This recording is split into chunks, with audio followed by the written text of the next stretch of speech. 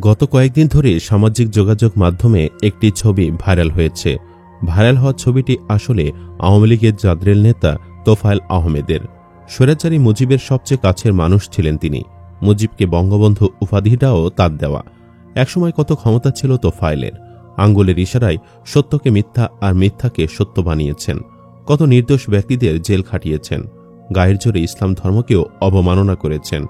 কিন্তু আজ সেই তোফায়েলের ছবির দিকে তাকালে মনে হয় কোনো একটি জীবন্ত কঙ্কাল। চেহারা হয়ে গেছে অনেকটা ফেরাউনের লাশের মতো।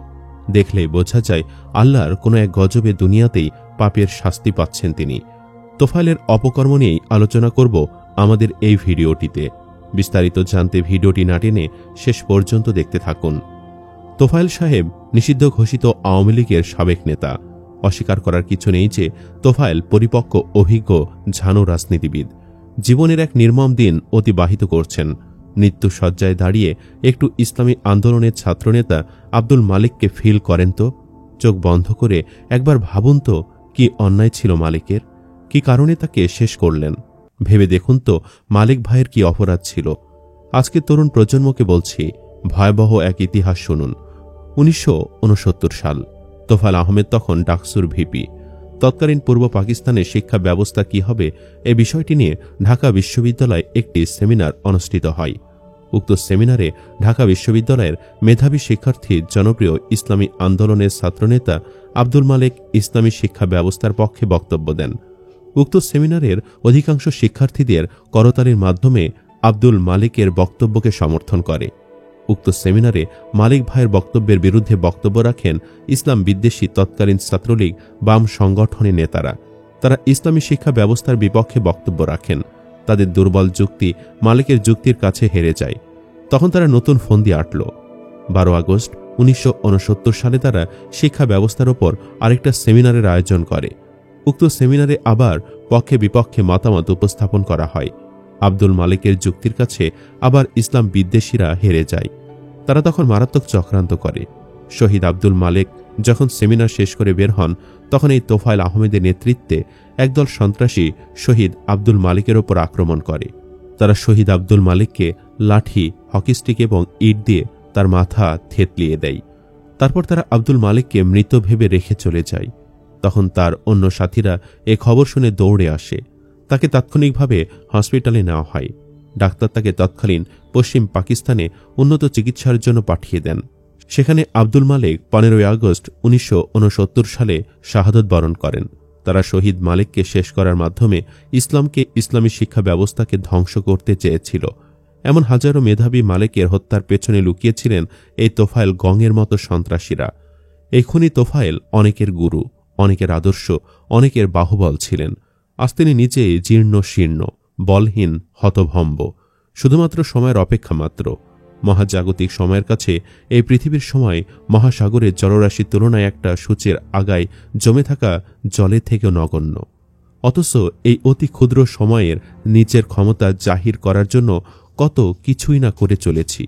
কতজনের হক নষ্ট করেছি, কতজনের গোটা জীবনটাই নষ্ট করে দিয়েছি। আজ পড়ন্ত বিকেলে হয়তো একে একে সবকিছু মনে পড়বে, কিন্তু কিছুই করার থাকবে না। তখন সামনে থাকবে শুধু অসীম একাকিত্ব আর সীমাহীন অন্ধকার।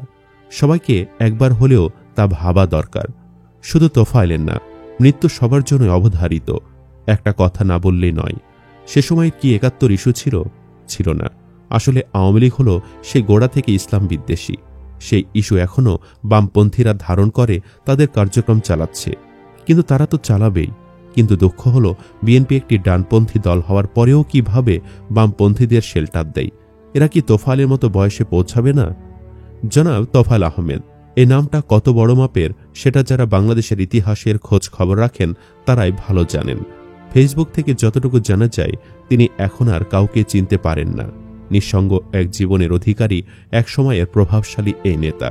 তাকে নিয়ে পোস্ট দেওয়ার মূল কারণ তার বর্তমান ছবিটা দেখে বর্তমানের হেডমওয়ালা নেতা খেতাদের ভবিষ্যতের ছবি কেমন হবে সেটা আমাকে ভাবিয়ে তুলছে।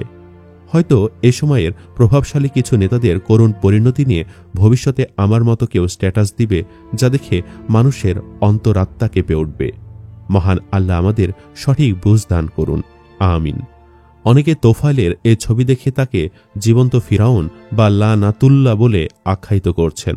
লানাতুল্লাহ কোনো সম্মানসূচক শব্দ না, এর অর্থ তার উপর আল্লাহর লানত বর্ষিত হোক। তোফায়েল আহমেদের মৃত্যুর আগে যে প্রশ্নগুলোর উত্তর জানা আমাদের জরুরি। তোফায়েল আহমেদ ঢাবির ছাত্র, 27 বছরের এক যুবক। 1968 সালের তুখোড় ছাত্রনেতা, 1969 সালে ডাকসুর ভিপি, 1970 সালে নির্বাচনে এমপি, 1971 সালে ভারতে পালিয়ে যান, 1971 সালে মুজিব বাহিনীর আঞ্চলিক প্রধান বনে যান। 1972 সালে তিনি মুক্তিযোদ্ধা হিসেবে দেশে ফিরে আসেন। তিনি ভারতের কোথায় প্রশিক্ষণ নিয়েছেন, বাংলাদেশের কোথায় যুদ্ধ করেছেন, যুদ্ধে কোন ধরনের অস্ত্র চালিয়েছেন, কোন ধরনের প্রশিক্ষণ নিয়েছেন, মুক্তিযুদ্ধে সরাসরি তার কি ভূমিকা ছিল, তার সাথে আর কারা প্রশিক্ষণ নিয়েছেন, মুক্তিযুদ্ধের সহযোদ্ধাদের নামই বাকি ছিল, আজ পর্যন্ত সবই অজানা।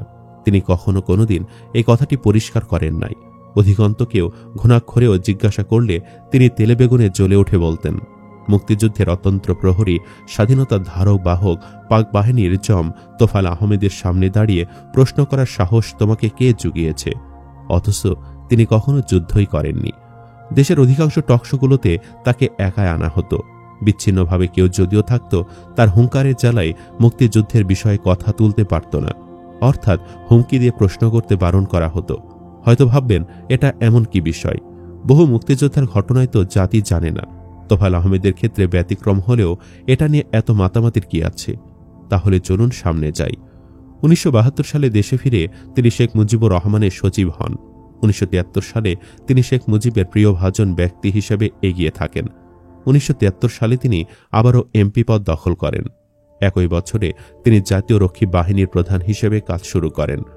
প্রশ্নটা এখানেই, রক্ষী বাহিনীর মতো একটি চৌকস আধুনিক সামরিক বাহিনী পরিচালনা করার জন্য সামরিক ট্রেনিং ও যোগ্যতা তোফায়েল আহমেদ কোথায় পেয়েছিলেন? এর উত্তর আজও অজানা। বর্তমান সময়েও র্যাব কিংবা আনসারের মতো বাহিনীগুলোর প্রধান হতেও যেখানে জেনারেল পদবীর কাউকে লাগে, কেননা এমন বাহিনীকে নিয়ন্ত্রণ করা সাধারণের পক্ষে সম্ভব নয়। তাহলে তোফায়েল আহমেদ কিসের বলে একজন জেনারেলের বিকল্প হয়েছিলেন? যদিও তার হাতে অত্যাধুনিক অস্ত্র ও প্রশিক্ষিত বাহিনী থাকা সত্ত্বেও শেখ মুজিবের হত্যাকাণ্ডে নীরব ভূমিকা পালন করেছিলেন। ভাবুন বিষয়টা কেমন। রক্ষী বাহিনীর প্রধান হয়েছিলেন জনাব তোফায়েল আহমেদের মতো একজন বিশ্ববিদ্যালয় ছাত্র অবস্থায় তোফায়েল আহমেদ একজন দাঙ্গাবাজ ছাত্র ছিলেন, কিন্তু দাঙ্গাবাজি দক্ষতা দিয়ে কি বাহিনী পরিচালনা সম্ভব? বিশ্বাস হয় কি? কখনোই না। বাজারে একটি কথা চাউর আছে যে মুক্তিযুদ্ধের ট্রেনিং নেবার আড়ালে তিনি ভারতের দেরাদুনে তিনি সহ কয়েকজনকে ভারত সরকার গোপনে সামরিক অফিসার হবার ট্রেনিং দিয়েছিল, যাতে করে নবগঠিত বাংলাদেশেওরা শুরুর দিন থেকে ভারতের গুপ্তচর হয়ে কাজ করে। 1973 সালে তোফায়েল আহমেদ বেছে বেছে নিজের মর্জিমতো বিশেষ ক্যাডার সরকারে ঢোকায়। তারা তোফায়েলের ক্যাডার হিসাবে পরিচিত ছিল। পরবর্তীতে দেখা গেছে এদের সিংহভাগই ভারতের দালাল ছিল, দেশ বিক্রির হোতা ছিল। এভাবে তোফায়েল আহমেদ সার্ভিস দিয়েছিল। তোফায়েল আহমেদ দীর্ঘ বছর এমপি ছিলেন, মন্ত্রী ছিলেন, কিন্তু আজও কেউ প্রশ্ন করেনি, কাকাবাবু আপনি এই যোগ্যতা দক্ষতা কিভাবে কার দয়ায় অর্জন করেছিলেন? সুপ্রিয় দর্শক, তোফায়েলরা হচ্ছে আল্লাহর পক্ষ থেকে নিদর্শন। তাকে দেখে অন্য রাজনীতিবিদদের উচিত শিক্ষা গ্রহণ করা, না হলে তাদেরও ফেরাউন হয়ে মরতে হবে। আমার কথাটির সাথে আপনি একমত কিনা কমেন্ট বক্সে জানিয়ে দিন আপনার মতামত। ভিডিও ভালো লাগলে লাইক দিন এবং শেয়ার করুন, আর অবশ্যই চ্যানেলটি সাবস্ক্রাইব করুন। ধন্যবাদ।